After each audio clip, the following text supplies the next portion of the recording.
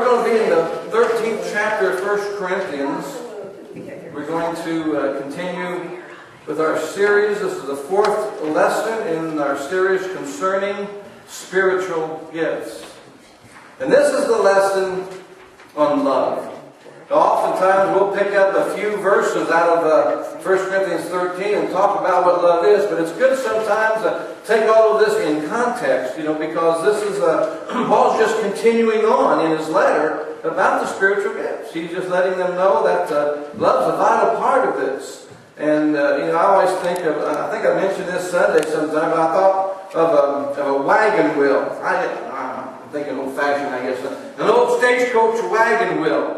And they have all these little spokes. All of these, to me, represent the various gifts. And that little bitty axle there. Thank you. A little bitty hub there, that represents love. And love goes into all these gifts. If we don't have love, then we don't have anything. And that's what Paul says. And I actually want to start reading in chapter 12, the last verse of chapter 12, verse 31. Because, as we said last week, it segues over into the 13th chapter. Paul says, "But covet earnestly the best gifts, and yet I show unto you a more excellent way."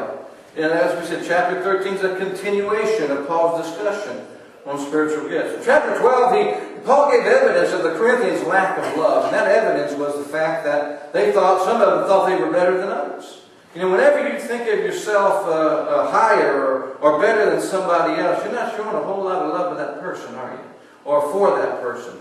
And so Paul laid that out there. And in the 13th chapter, of course, he defines real charity, real love, what love is all about. And, the world today has such a skewed thought process of what love is, or impression of what love is. And next week in chapter 14, we'll see that Paul's going to show how love actually works. And he lays it out pretty well there.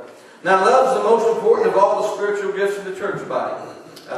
You can have every single gift there, every single gift in the Bible. You can be talented beyond measure, but if you don't have love, you don't have anything. You have nothing. That's exactly right.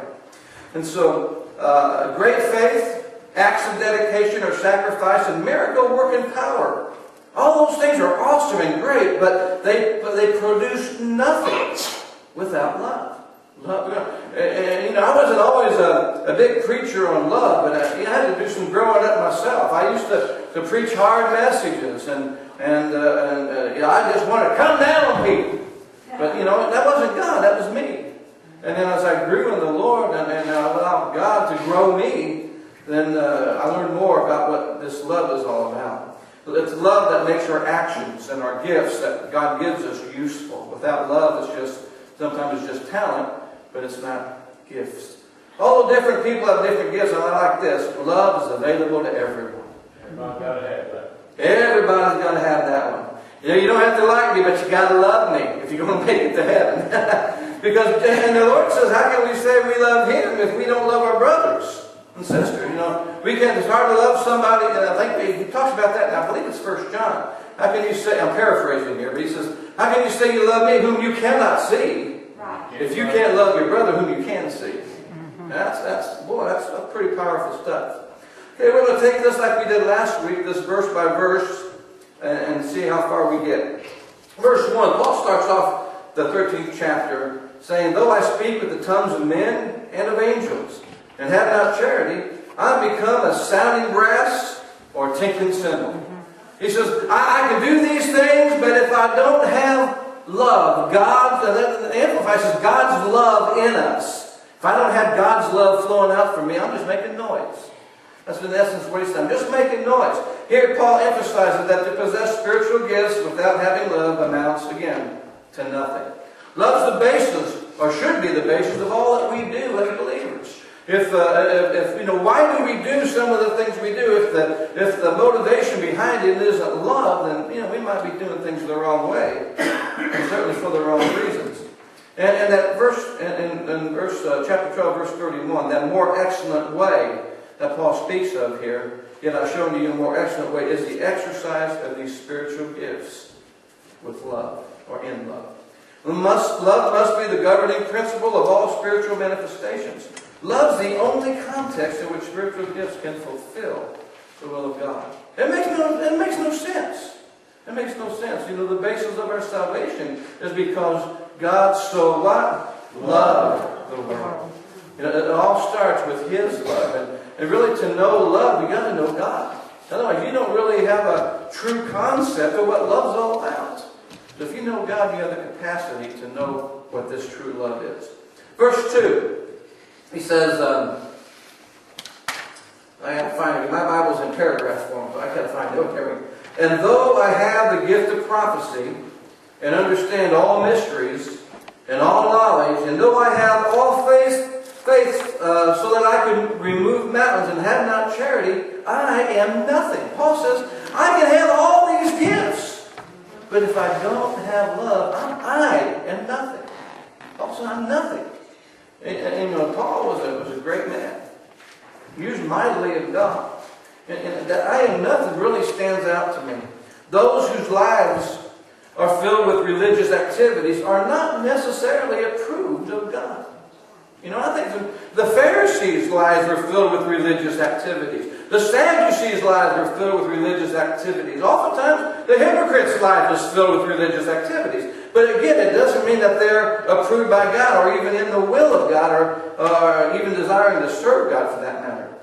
And then, for example, those who speak in tongues, prophesy, have knowledge, or achieve great works of faith, yet at the same time lack that Christ-like or that God type of love and righteousness are nothing in the sight of God. Now the Amplified says, well, next to the word nothing, it says a useless nobody.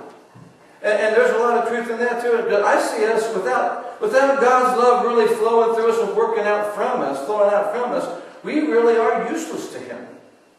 We may do physical things, we may go to church, but if we don't have the love, we don't have the basis of being used by God. Now, I don't know about you, I want to be used by Him. I want to love the way He wants me to love. And then in God's judgment, their spirituality and profession of faith are empty. You know, there's a lot of people who are professing Christians. But sometimes, you know, by their fruits and things, you just don't see a whole lot of evidence that they are possessing of the things that they're professing that they have. And love expressed through an ethic which does no harm to others and perseveres in faithfulness to Jesus and His Word is essential to the Christian faith. I believe love, there ought to be an ethic about love. And you know, if we have the right kind of love, we have that God kind of love, where, you know, Paul tells Timothy, as a young man, he says, look to the older folks, look to the older ladies as your what? Your mother, as a mother. Look to the younger ones as your sister. And if we would look and take the perspective that Paul wants us to take, and under the anointing of the Holy Spirit, you know, we have a whole lot less problems going on in churches, with moral issues going on with churches, or in churches as well. Okay, verse 3. And though I bestow all my goods to feed the poor, that's a noble thing to do. And though I give my body to be burned, that's quite a sacrifice. And have not charity, it profiteth me nothing. Wow. That's pretty strong. That's pretty powerful. Think about that. Regardless of what the sacrifice might be, if you don't have love, it's not going to profit you anything. Nothing. So, I guess the question that we need to ask ourselves is, what motivates you to do what you do? What motivated you tonight to come all the way out to Atterbury in the rain to come to church? Is it because, well, I want people to see me? Is it because it's what I'm supposed to do? It's expected of me. Or is it because I love God and I love my brothers and sisters? God always comes first. And if our love for God is right, we're going to love one another. There ain't no question about that. And I hope that's the reason you're here tonight. Because it's for love or self-recognition. You know, if you come for self-recognition, you might as well walk in the door and say, here I am, then leave. Brother Ray, if you want to know how important love really is in a congregation, you try to worship and sit beside somebody that you don't care nothing about. Mm-hmm. You can't worship. It'll affect the whole, it'll affect your worship. Yeah.